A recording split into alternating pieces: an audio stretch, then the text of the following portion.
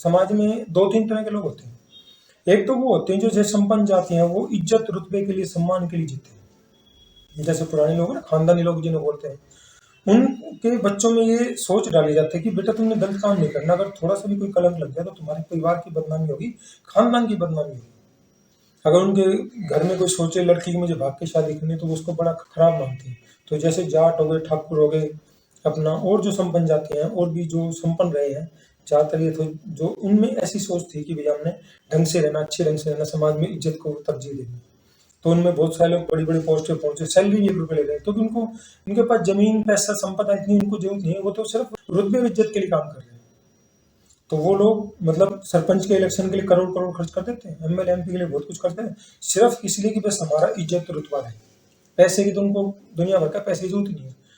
अब जो दूसरा आता है बिल्कुल लो कैटेगरी वाला जो तबका, जिसमें ज़्यादातर SC ST वर्ग आता है, या जो OBC वाले सेगमेंट आते हैं, लो इनकम ग्रुप वाले, उसके साथ शोषण हुआ, गलत हुआ, तो वो बेचारा अपने रोजी रोटी के चक्कर में लगा, क्योंकि उसको काफी रोजगार से दूर कर दिया, छूत के चक्कर में, खाने पीने काम नहीं कर सकता।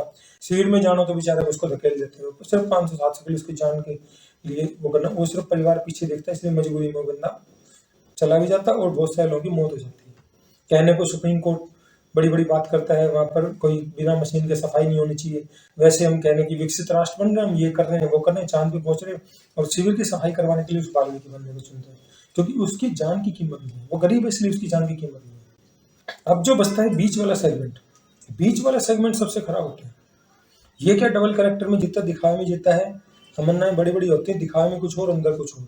इसको अगर 2-4 लाख मिल जाए तो 2-4 लाख में अपना जमीन बेच देगा। वो बंदा जमीन नहीं बेचेगा, गरीब आदमी सब्र कर लेगा, वो भी जमीन कम बेचता है।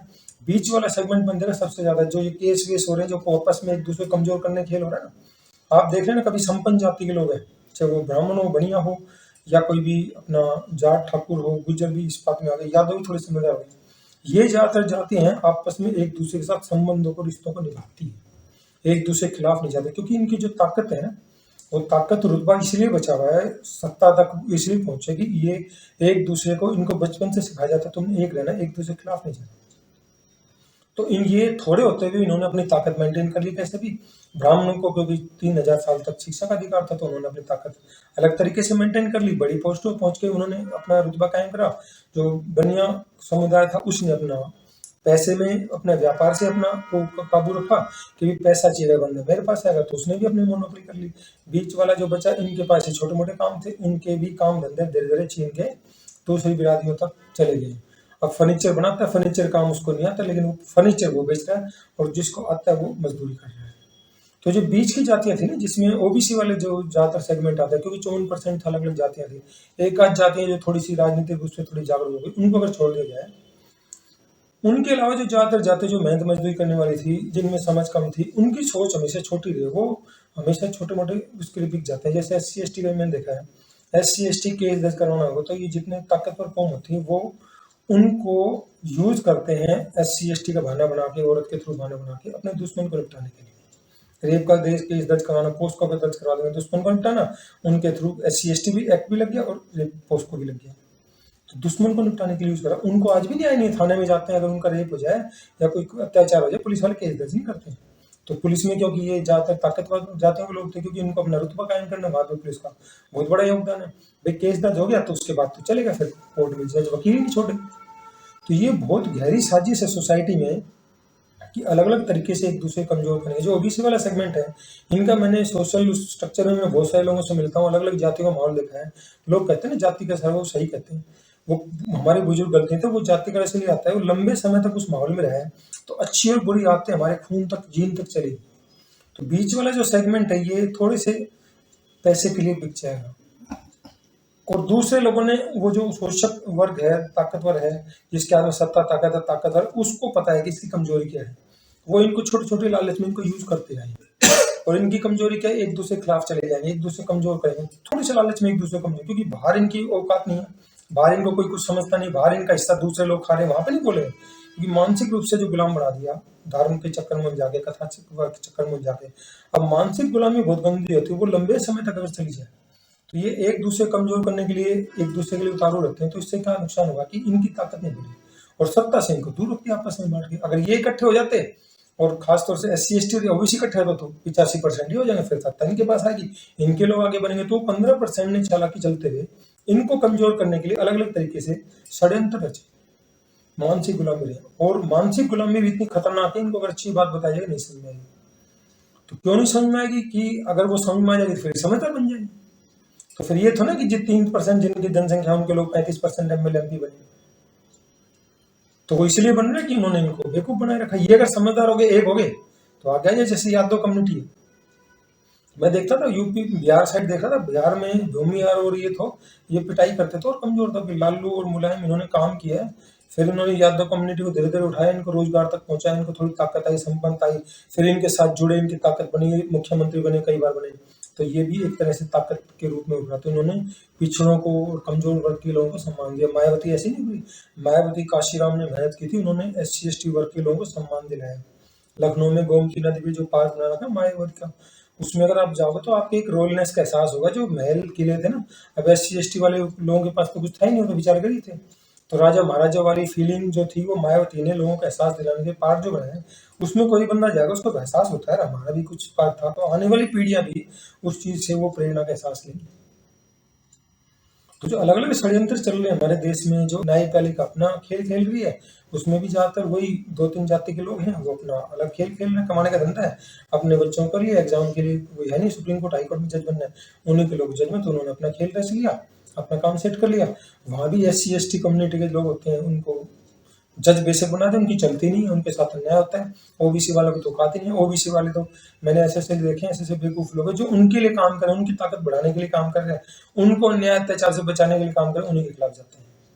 तो ये जज में OBC वालों का इसलिए कमजोर होने का कारण है, एक तो इन्हीं के लोग इनके खिलाफ झूठे केस दर्ज करवाएंगे, करवाने वाला तीसरा होगा, तीसरा अपने स्वार्थ सिद्ध करने के लिए करेगा, एक दूसरे कमजोर कर रहे हैं। इनके पास जमीनें थी नहीं, तो इनके पास कोई ज्यादा मोटा वैसे जुगाड़ नहीं था, बड़ी नौकरी में पहुंचे नहीं, A और B में तो पहुंचे नहीं, B में एक आध पहुंचता है, A में कोई एक आध पहुंचा तो उसकी चलती नहीं, तो इनके साथ शोषण होता है। अब ऑफिसर IAS बन जाए चाहे कुछ भी बन जाए, मैं एक बंदे को जानता हूँ, वो हाई कोर्ट में वकील है, आज IAS फर्स्ट अटेम्प्ट में बन गया, SC कम्युनिटी से थे, फर्स्ट अटेम्प्ट में 21 साल की एज में IAS बन गया। तो आगे पहुंचते पहुंचते पहुंचते टेलीकॉम मिनिस्ट्री में वो सेक्रेटरी लेवल तक पहुंचे।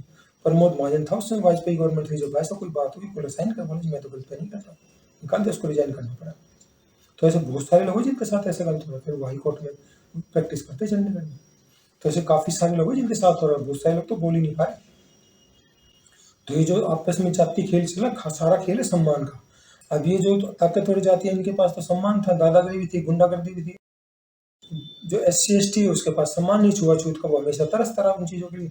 अब उनके साथ छुआछूत हो रही, मंदिर में जाने से रोक रहे, फिर भी उसका मन करता है, सम्मान के चक्कर में, पब्लिक जा रही भीड़ को देख के उसका ही मन करता है, उस चक्कर में इमोशनल भावना में के वो जाता है मंदिर में, उसका भेदभाव करता है, चाहे वो राष्ट्रपति बन जाए, चाहे वो चीफ जस्टिस बन जाए, चीफ जस्टिस पर जूता मार, चीफ जस्टिस की हालत।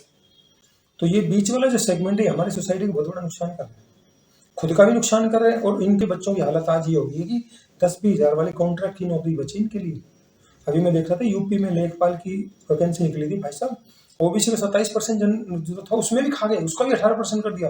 मतलब वैकेंसी आपकी 100 बन गई, उस वैकेंसी में 700-800 करीब वैकेंसी उड़ा गए। तो सोचो अभी सरेआम जो था, पहले बात तो चौमन का 27 मिल रहा, 27 में भी ए और बी में नहीं मिल रहा, C और D में मिल रहा, C में दिखा दिया एहसान कर दिया, वो D की नौकरियां जो मजदूरी वाली हैं, जिनमें शोषण होता है, अन्याय अत्याचार होता है, वो इनके लिए छोड़ दी, बेटा करे जाओ, और खुश हो रहे हैं, तो नौकरी मिलकर बहुत बड़ा काम कर रहे हैं। तो साथ ही समाज में बहुत बड़ा खेल हो गया। और ये जो बीजेपी की आज के दिन बुराई बढ़ रही है ना, ये यूपी में चाहे योगी कर रहा है, और ये चाहे मोदी कर रहा है, सेंटर में मोदी हमेशा, इस बुराई को बढ़ाने वाले सबसे ज्यादा OBC है। OBC वाले सब ज्यादा करते हैं ना, मोदी ये करेगा, योगी करेगा, बहुत बड़े मारते हैं। मैं कहीं हूँ देखता ना, अरे मैं जब तुम्हारे घर में आग लगी, जब तुम्हारे घर को बुलडोजर से तोड़ेंगे, जब तुम्हें पता चलेगा स्कूल निपटा दिए 90,000 प्लस 94,000 निपटा दिए, जंगल कैसे छीन रहे लोगों के, सारा गरीब तबका ही तो। लेकिन वो लड़ रहा है, हिम्मत मार के लड़ रहा है। और जिन्होंने हिम्मत मारी, जिन कम्युनिटी ने हिम्मत मारी, उनका काम हुआ है। पंजाब में किसान लड़े कि वो जो कृषि वाले कानून वापस हुए, पंजाब यूनिवर्सिटी में भी लफड़ा डाला था RSS वालों ने, वो वापस लेना पड़ा ना कदम।